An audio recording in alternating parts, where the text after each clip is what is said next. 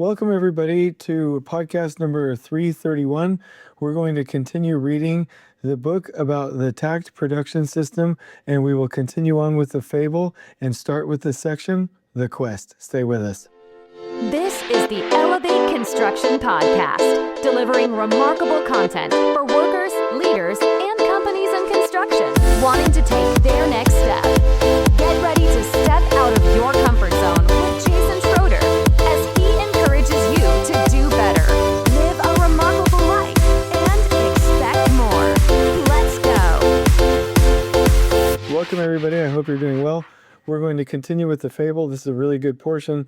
This is the section just ahead of the additional content from the first revision, so we're going to get right into it. The Quest.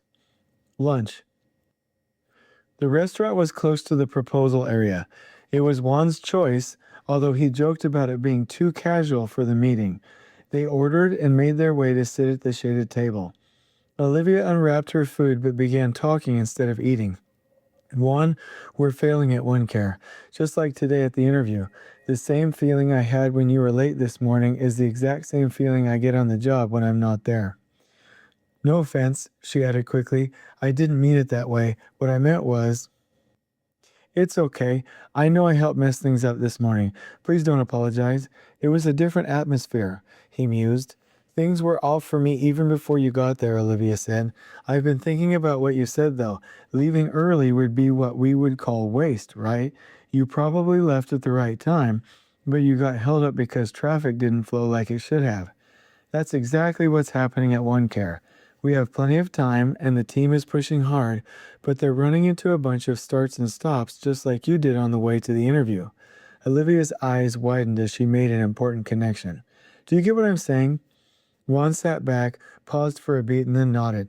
I hadn't really thought about it, but now that you mention it, I remember a video for lean training that showed a circle of traffic and what happens when one vehicle speeds up and slows down.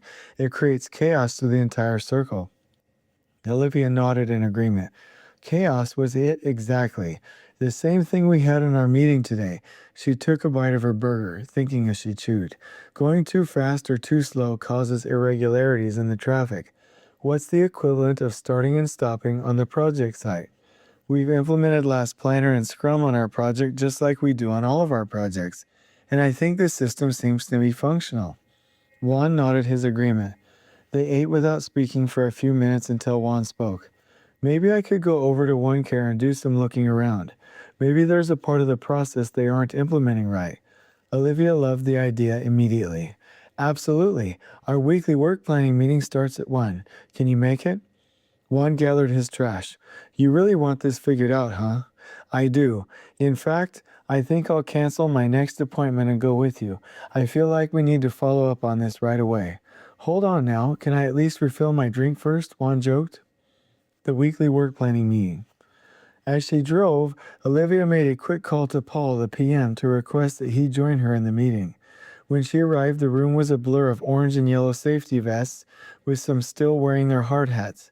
She was glad there were enough empty chairs around the conference table that she, Paul, and Juan could sit without anyone having to go find extras. Brad's puzzled look at her presence disappeared as he got down to business. Raising his voice above the noise in the room, Brad called the meeting to order. Welcome, everyone. A lot of you know Olivia, our project director. Also Paul, our PM. We're glad you could make it. Team, this is Juan, our regional scheduling manager. I'm not exactly sure why they're here, but welcome. Okay, so to start off the meeting, let's do our positive shout-outs. After about 20 seconds of awkward silence, Terrence, the plumbing foreman, spoke up. Well, one good thing is our materials showed up on time for once. That's a positive. Everyone laughed a little. They were all aware of the inconsistent deliveries. Anyone else, Brad asked? All right, we can move forward. We'll start out with our constraint board and see where we're at. Terrence, thanks for sharing your shout out. Can you start off with your constraints? Terrence pulled his hard hat from his head as though he'd just remembered he was still wearing it. I hate to be so negative, but my constraints are the same as they were yesterday, and nothing has changed. I still don't have the coordination for Building B, Slab on Grade Area B, and I need R5 43 and 44 back to continue in A. And I entered in my tags for today's meetings, but I can't commit to any of them unless I get that information. Well, we really need you to commit during these meetings. If you're not the one that can commit, we need someone here who can. Brad was usually pretty composed, Olivia thought, but with his bosses in the room, he may have felt the need to wield a little power and look assertive. Like I said, give me the information I need and tell my office to get me the materials, and I can commit. Terrence wasn't backing down.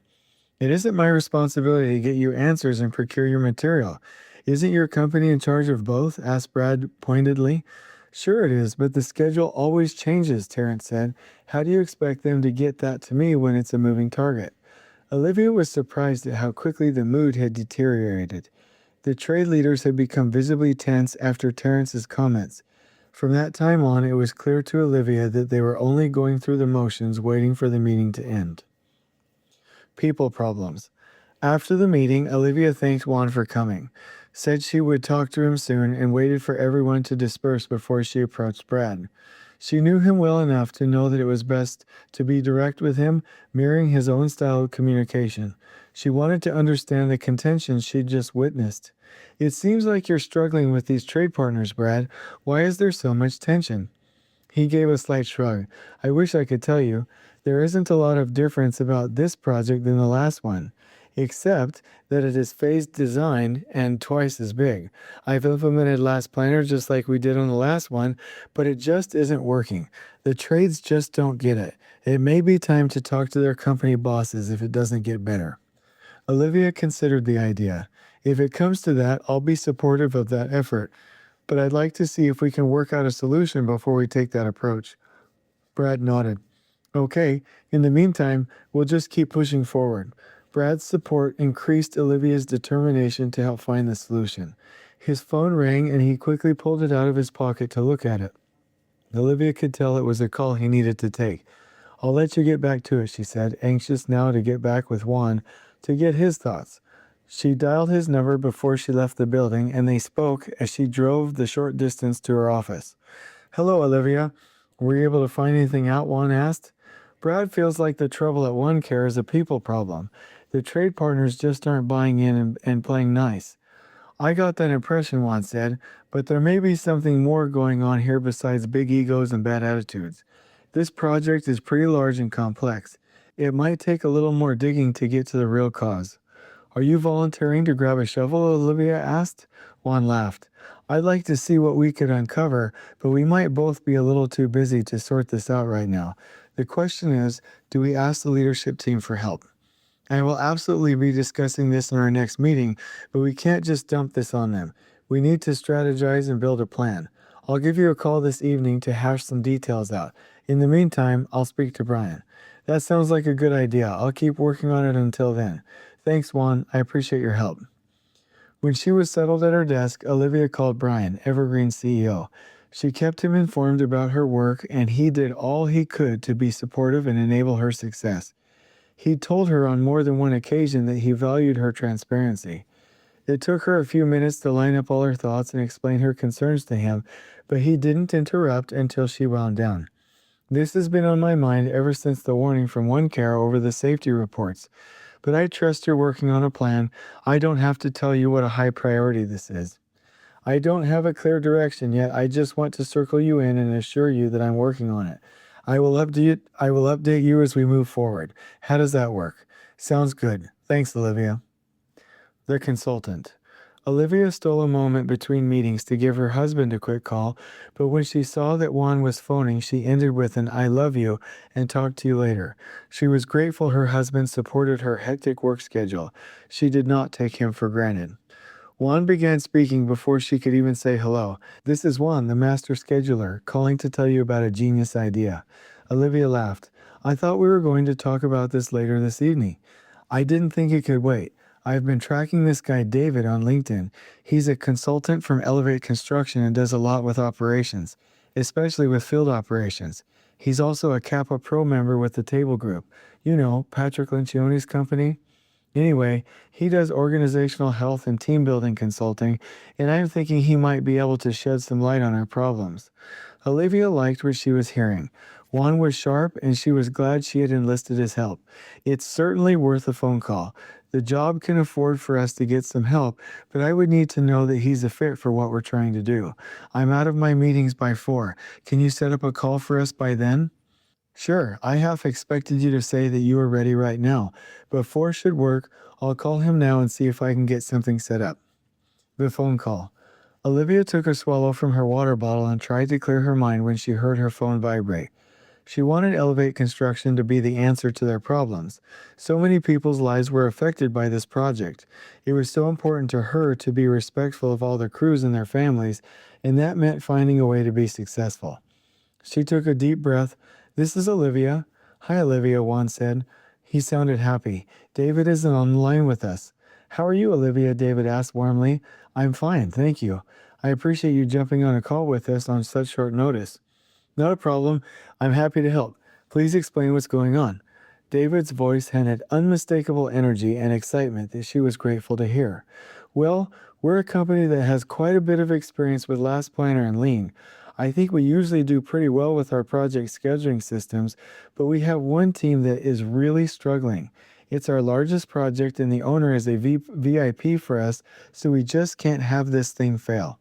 We need someone who knows how to get them all working together, and it has to be soon. I just don't have the time to devote to this without some help. Olivia is over 8 projects right now, and this is out of my wheelhouse. We definitely need help, Juan agreed. Is this the kind of work you do at Elevate? Olivia asked David. Absolutely, David said. Juan told me you're both Patrick Lencioni fans. I'm glad you're familiar with his work. We do quite a bit of organizational health and team building consulting based on his methods. Olivia suddenly felt a whisper of relief. That sounds great. How soon could you visit with us? I knew you were going to say that, Juan joked. David laughed. I generally start with a team visit to assess needs, and then we go from there. I need to be sure that I can add value before we go too far. Fair enough, Olivia said. It definitely sounded like they were on the same page. Are you available at 2 o'clock tomorrow afternoon? Juan, will that work for you? That works for me, Juan answered. Sounds good to me as well, David said. Send me the address, and I'll see you then. Hiring Elevate. David was in the middle of some family time when Olivia phoned. They were in the backyard playing, so he stepped inside the kitchen and closed the sliding glass door. This is David. Hey, David, how are you? Came Olivia's voice. Good. I'm excited about our meeting tomorrow. That's exactly what I was calling about. The One Care team has had to postpone their project kickoff trip multiple times, and it's been rescheduled for this weekend. I was thinking you could come whitewater rafting with us and really get to know everyone in an informal setting. So by informal, you mean deadly? Olivia laughed. Our motto is mildly life-threatening with team-building overtones. We haven't killed anyone yet, but you will be sore after it's over. Unfortunately, I'm free this weekend, David said. I'd rather be doing anything else, but I do want to get to know the team. It'll actually be helpful to see how everyone acts in such a challenging situation. So you're in? I'm in. I already regret it, but I'm in, David said lightheartedly. Oh, good. I hope you love it. Let's cancel tomorrow's meeting and I'll email you all the info for the trip later tonight. You know, after our call, I did some digging into your website and YouTube channel. I love your content. I'm sure you're a good fit. To be honest, I would hire you right now, but Juan told me not to push too hard. So let's see how the weekend goes, okay? Sounds good, Olivia. I'll do my best to add value before I drown in the river. Ha, I'll be sure to take notes. Olivia sounded more confident than she had during their previous conversation. David was excited about the opportunity to work with Evergreen, but he felt the need for caution as well. Olivia had wanted to move fast through the initial call and consultation, which indicated big issues. David was confident in his ability to help solve problems, but he knew he could face a possible combination of stubbornness, pride, and even fear that would be an obstacle to them accepting his help. The surprise. The trip. On the way up to the rafting tour's headquarters, David and Olivia talked about her experience, the status of the projects she oversaw, and some of the background behind the problems they were facing at One Care. Once the entire team was assembled, the guide began his safety instruction, and everyone rechecked their gear and supplies. The group then rode the shuttle to the launch site. David took the opportunity to watch the team, which consequently took his mind off his own trepidation about the rapids. And there was trepidation. Though he and his wife had lived in the area for over 12 years and had taken their kids on many outdoor adventures, they had never been whitewater rafting. Their older kids would love it, though. They had been excited for him to go. The thought gave him a boost of confidence in the experience. Maybe he would enjoy it enough to put it on the family adventure list. It was so much cooler up in the woods, which would be a nice break from the Phoenix temperatures, and it was only 3 hours from home. The more David watched Olivia's team, the more he appreciated the characteristics he was witnessing. They were confident, safe, open, and high functioning. Even the project engineers would joke with Olivia, and there did not seem to be any excessive hierarchy among them. As he observed, he began to rule out that it was an evergreen team issue. Even Brad seemed like a remarkable leader, all too unusual in a superintendent. David had no clear idea what the root of the problem was, but was pleasantly surprised that there wasn't a lot of unhealthy contention within the group. As a consultant, his job could involve heavy pressure when pointing out specific individuals. All too soon it was time to put in. David tried to be at ease despite the cold water, massive rapids, and the worry of falling out and getting trapped underwater. He tamped down his fear, cleared his mind, and chose to live in the moment. And the moment turned out to be beautiful. David quickly caught the enthusiasm of the other passengers. He found himself in the midst of nature with all its wildness, danger, and excitement. Peace and adrenaline came by turns. The sudden change in speed that came with the rapids was like nothing he'd ever experienced. I can't believe how fun that was.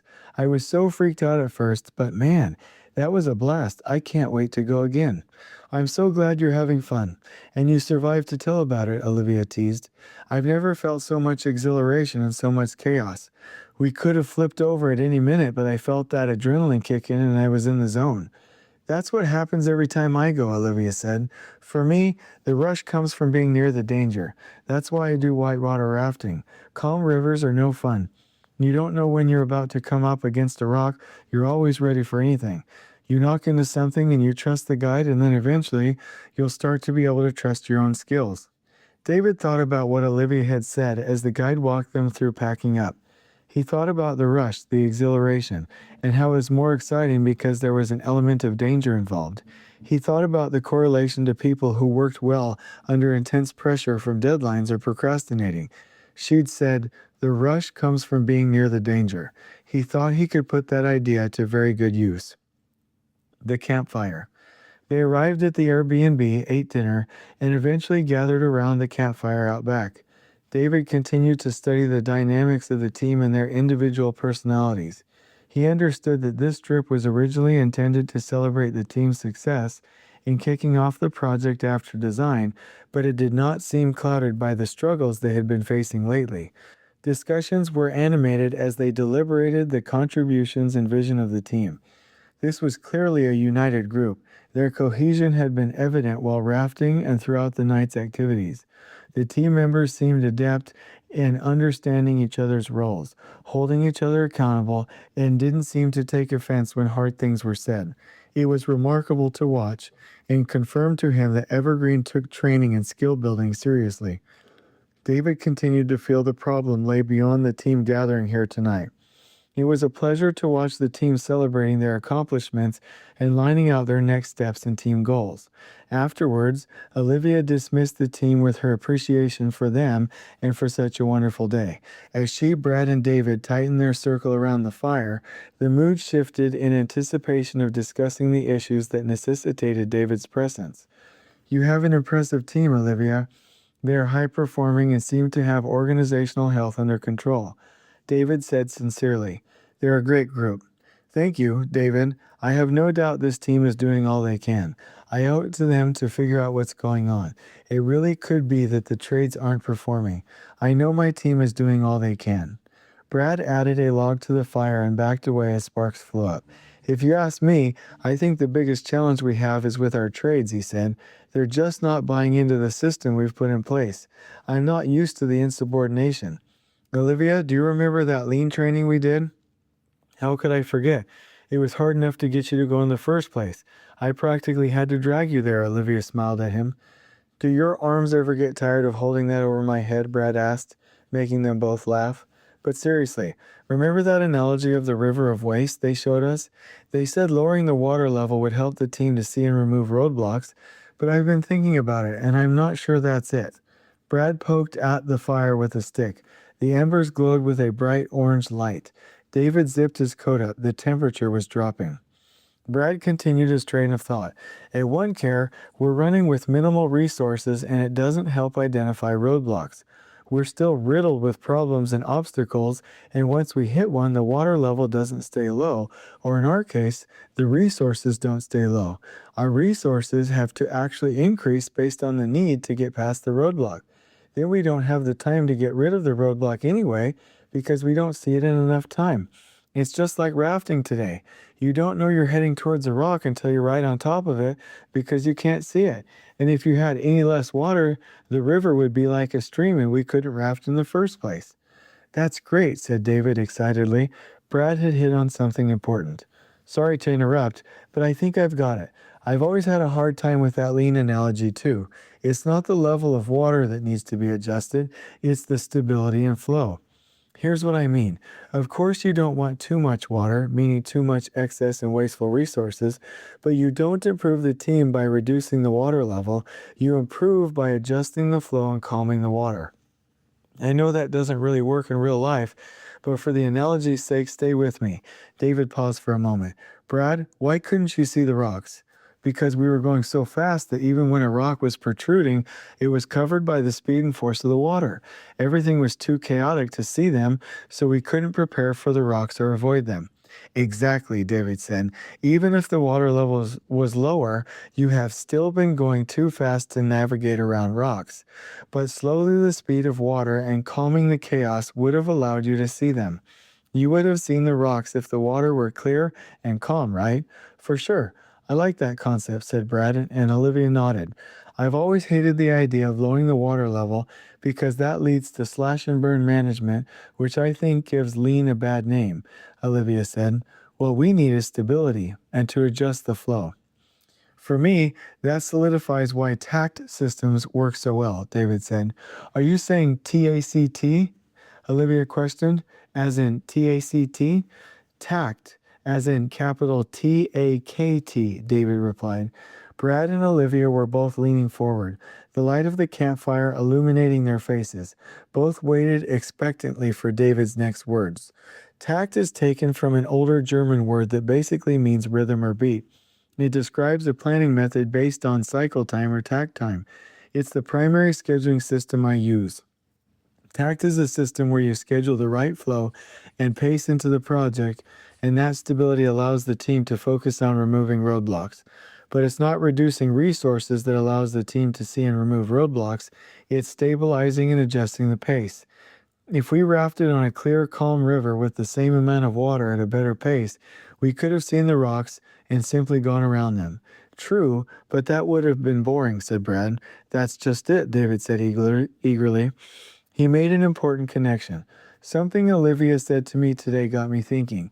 You said the rush comes from being near the danger. I did say that, Olivia smiled. I think we get addicted to going fast and dealing with chaos because it gives us a high. And even if it's not a rush of adrenaline, it's the rush of feeling busy and productive, needed and important. But ultimately, it's all waste. I think we should take a good look at the project pace and stability. I was shocked to see how well this team works together, and now I'm uncomfortable assuming the problem is with the team and the trade partners. I'm wondering now if the team is just going too fast and addicted to the rush of the chaos. Are you part of the team now? Brad asked. I've asked him to come by and give us a set of fresh eyes, Olivia looked at David. I really think you could help us find our problems. Brad nodded. I think you might be right. I'd love to fix these issues before we go any further along. No one wants this thing to crash and burn. David was glad to know that Brad was open to accepting help. It would set the tone for when David would be introduced as a consultant to the rest of the team and trade partners. David wasn't sure he had thoroughly explained how the rafting analogy tied in with Takt, but he hoped that it opened the door for Olivia and Brad to see things from a new angle. The moment had certainly left an impression on him. He just didn't know how applicable it was yet. Okay, everybody, the next section tomorrow, we get on site with David and Brad and the team, and we're going to continue the fable. On we go. Please join us next time in elevating the entire construction experience for workers, leaders, and companies coast to coast. If you're enjoying the show, please feel free to share with your construction colleagues and help us spread the word by rating, subscribing,